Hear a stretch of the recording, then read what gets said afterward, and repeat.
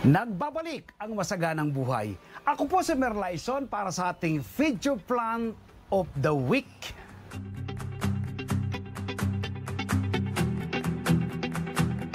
Ngayon po ay ibabahagi ko sa inyo ang simple at madaling pagtatanim ng pechay sa mga bote ng soft drinks. Harvest din po tayo at magluluto ng masarap at masustansyang sarsyadong pechay alang magsasakang reporter. Halip po kayo, samahan niyo ako. Magtatanim tayo ng pechay sa mga bote ng soft drinks.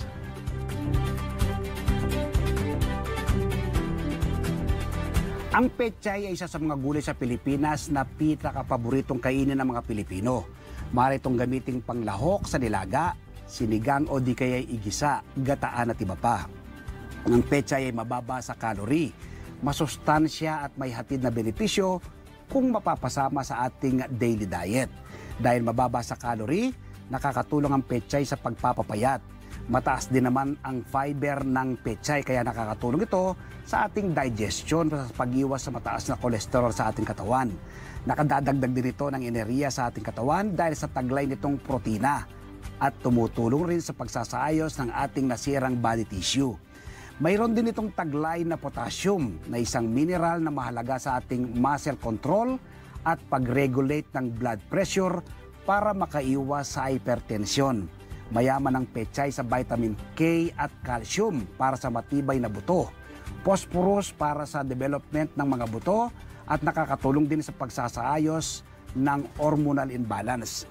May taglay ring vitamin A ang pechay, mabuti sa mata at iron na nagpapaganda ng daloy ng oxygen sa ating katawan. Mayroon din itong magnesium at zinc na nagpapalakas ng ating immune system laban sa mga sakit at nakakatulong sa pagpapaimbing ng tulog. Mayaman rin sa vitamin C at vitamin E ang pechay na nagpapaganda ng ating kutis at mayaman sa antioxidant na tumutulong para maiwasan ang pagkakaroon ng sakit na cancer. Ilan lang po yan sa napakaraming taglay na health benefits sa ating katawan ng pechay. Magpupunla po tayo ng pechay. So ang pechay po, mas maganda po siyang itanim kung ipupunla niyo po muna. So dito po natin sa ipupunla. No? Ito pong palagian kong ginagamit kapag ako ay nagpupunla ng mga halaman tulad po ng pechay. So ngayon, alagyan po natin ng tatak. Ayan po yung tatak niya. Tapos be sure po ay butas-butas po yung ilalim, no? Para kapag gumulan o kaya po nagdilig kayo, yung pong sobrang tubig sa pangangailangan po ng ating halaman ay tatagos lang po dyan, ano? Tatapon lang. So ngayon ay simulan na natin ang pagpupunla ating seeds ng pechay. Ngayon ay kuha na tayo ng seeds ng ating pechay. Basal po, ano? First time ko pong gamitin. Rather ay unang palaging ko namang nagtatanim po tayong pechay. Ibig sabihin ito pong pechay na seeds na to, binhi natin ay ngayon pa lang sila ay tatanim. Sobra-sobra po yan, napakarami po nila, no? Be sure po kapag meron po kayong mga tirang mga seeds ay isisilid nyo siya muli. Yan, ganito po pagkuha. Tapos lagay natin sa ating palad. Yan, dami na po nito, no? Ayan, kapag tumubo po lahat yan, ang dami na po yan. So, ang dami pa pong tira. Tignan natin ang pagpunla. Ibudbud nyo lang pong ganito yan.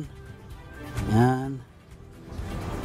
Ating seeds ng pechay pa. Dito pong kabuuan itong ating pechay bed, ano? Pinagpupunlaan. Ayan. Lahat pong yan ay lalagay na natin, pati mga sayang po yung mga dumikit sa ating kamay. Dahil masama-masa po yung kamay ko, kaya dumikit po sila yung iba. Ayan. Diba? Pechay, tapos kapag tapos pong lagyan nyo po ng vermicast bilang para maging mataba po yung kanilang ito po yung pagtatakip sa kanila, no? Yung kanilang tubo para maging mataba ay ito po yung kanyang lang paunang fertilizer. Dahil masama-masa po yung lupa na aking ginamit na pinagpunlaan, kahit wag na pong diligan yan dahil masama-masa po. Ayan. Ating punla na pechay. Ay, patagan nyo lang po mabuti. Sa ganon ay kapag po tumubo ay maganda pong tingnan sila at pantay-pantay. After 3 days, so yan na po, no? Naka-sprout na yung ating ipinunla na pechay, no? Sprout na po lahat, no? Alos wala pong namatay sa kanila, tubo po silang lahat. So 3 days po ng ating pechay na ating ipinunla. Bibilang lang po tayo ng ilang araw niyan ay pwede na po yung i-transplant. So 3 days po ating pechay. So ngayon ay magta-transplant ako ng pechay, ano? Ang ating mga punlang pechay, napakaganda nila, no? 1 week nung 7 days sila ngayon, eksakto 7 days. So ngayon ay magta-transplant tayo. Ito yung ating lupa na gagamitin, buwag-gaga na lupa, at ang mixture nito ay 20% ay vermicast at another 20% ay carbonized rice hull. Ano ng isa-isa, no?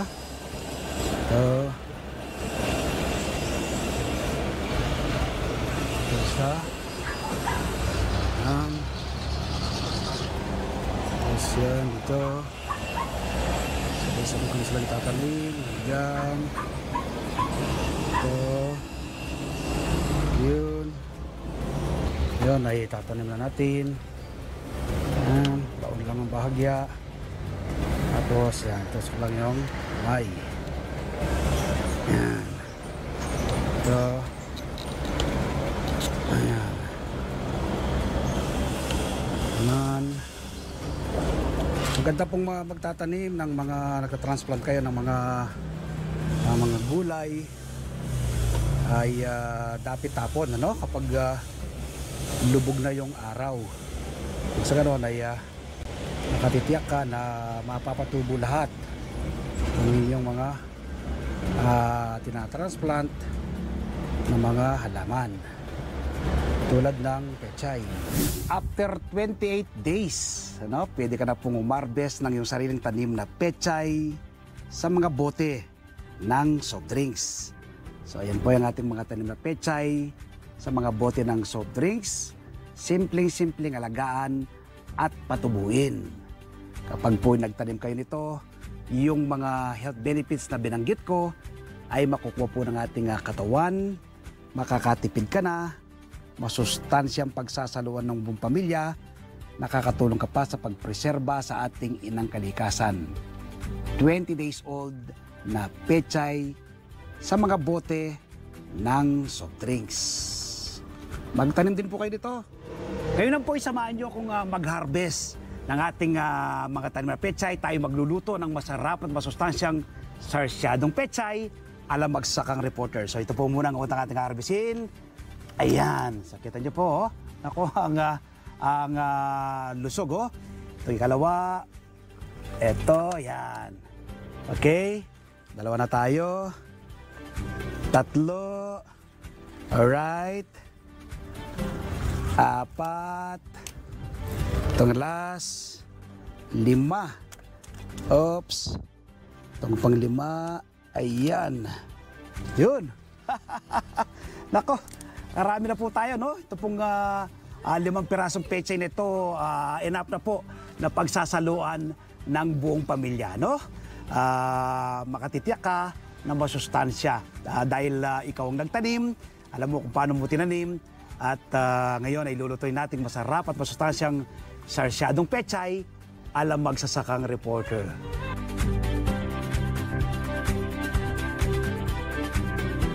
Ito po ang kumpletong sangkap ng ating lulutuing masarap at masustansyang sarsyadong pechay ala Magsakang Reporter. Siyempre po yung ating bida, ang ating bagong harvest na pechay, kamatis, sibuyas, bawang, mantika, asin, durog na paminta, konting tubig, at itlog. So yan po ang kumpletong sangkap. Yan.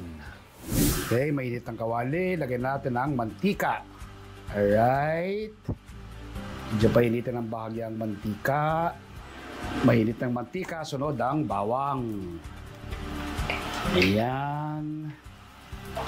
Okay, medyo haluin natin para maluto ang bawang. Dapat medyo brown ng bahagya para yung kanyang aroma ay lumabas. Ayan, oh. Aroma niya, naamoy ko na, oh. Yan na, oh. Bango. Sunod ay ang sibuyas. Ayan. Ang ating bawang, medyo brown-brown na. Kaya sibuyas naman, ating bahagyang lulutuin. Ayan. Sibuyas. Alright, sunod na natin ang kamatis. Ayan ang kamatis. Lutuin din natin bahagya ang kamatis. Yan, oh. Alright. Ganito lang po kasimple ang paggigisa, no? Ang pagluto ng sarsyadong pechay ala magsasakang reporter. Tapos, sunod natin ay kaunting tubig, ano? Para hindi po matuyo. Yan. Lagyan natin ng kaunting tubig. Alright. Haluin natin. Ayun. Sunod na natin ang asin. Ayun po siya yung panlasa, no? Ako po ay mas maganda yung medyo matabang. May solusyon yan. Maglagay ka lang ng kaunting asin. Tapos ay ang durog na paminta. Yan. Lagay na po natin lahat ang durog na paminta. Kaunti lang naman to para malasa. Yun. Aduin natin at medyo pakuluin. Ano? Alright. Dapat ay kumukulo siya. Ayun, kumukulo na siya, no? Pero lulusain po natin bagya yung kamatis, no? Dudunot-dunutin. Yan. Pero kulong-kulo na po siya, oh. Ang bango ng usok. Pupunta po sa akin. Ayan. Iyon, sunod na natin ang itlog dahil kulong-kulo na yung ating ibang sangkap. Ayan. Tiyakin po rin yun na kumukulo bago nilagay ang itlog. So ngayon, ihalo natin ngayon ang itlog. Ayan. Okay. Haluin natin. I-mix natin mabuti. Sunod na natin ang ating bida. Ay ang bagong harvest na pechay. Yan, no? Ito pong hinarvest natin to talagang enough sa isang pagsasaluan ng buong pamilya, no? Tiyak po'y napaka-healthy niyan dahil kaka-harvest lang. Haluin natin. Alright. Ayun. I-mix natin yung mga sangkap dito sa ating pechay.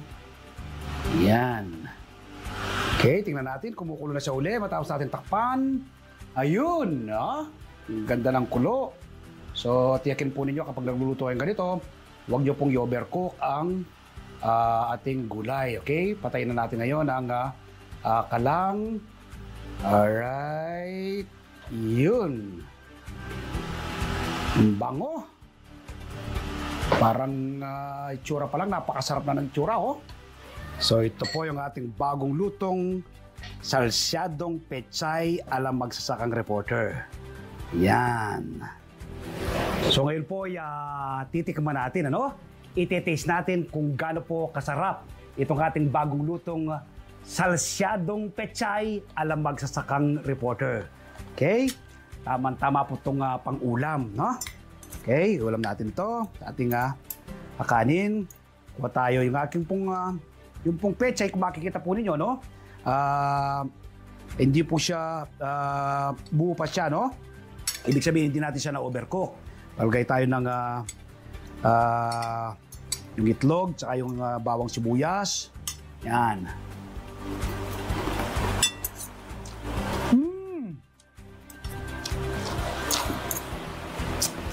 Panalo? Manamis-namis po yung pechay, ano? Dahil kaka-harvest lang natin. Ano? Wap!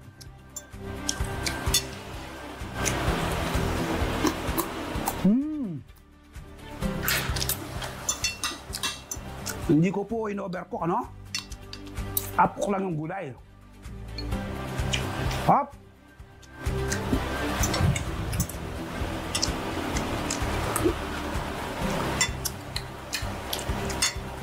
Champion! Magluto rin po kayo nito, no?